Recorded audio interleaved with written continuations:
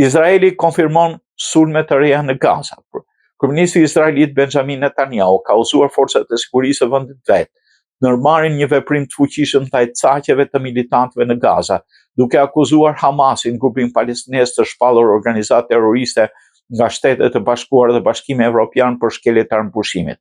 Pas shkeljes të armëpushimit nga Hamasi, kryeministri Netanyahu ka mbajtur konsultime me ministrin e mbrojtjes dhe zyrtar të lartë sigurisë dhe i ka udhëzuar të ndërmarrin veprim të fuqishëm kundër caqeve terroriste në rripin e Gazës, tha zyra e Netanyahut. Megjithatë, krau ushtarak i Hamasit tha se grupi po përmbahet marrëveshjes së armëpushimit dhe nuk është në dieni për ndonjë luftim në Rafah, ku ushtria izraelite ka kryer sulme ajrore. Më herët, gjatë të dielës, mediat në Izrael raportuan për sulme në rripin e Gazës. Transmetuesi publik izraelit tha se forcat ajrore kanë kryer sulme në Rafah, në jug të Gazës. Shumica e mediave izraelite tha se po kryen sulme ajrore.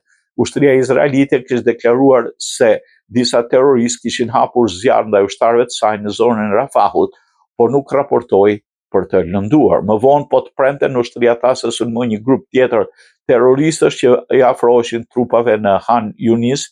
Qeveria izraelite dhe Hamasi kanë fajsuar njërin tjetrën për shkelje të armëpushimit. Hamasi ka liruar 20 pengje të gjalla dhe ka dorëzuar mbetje mortore të 12 pengjeve të vdekura.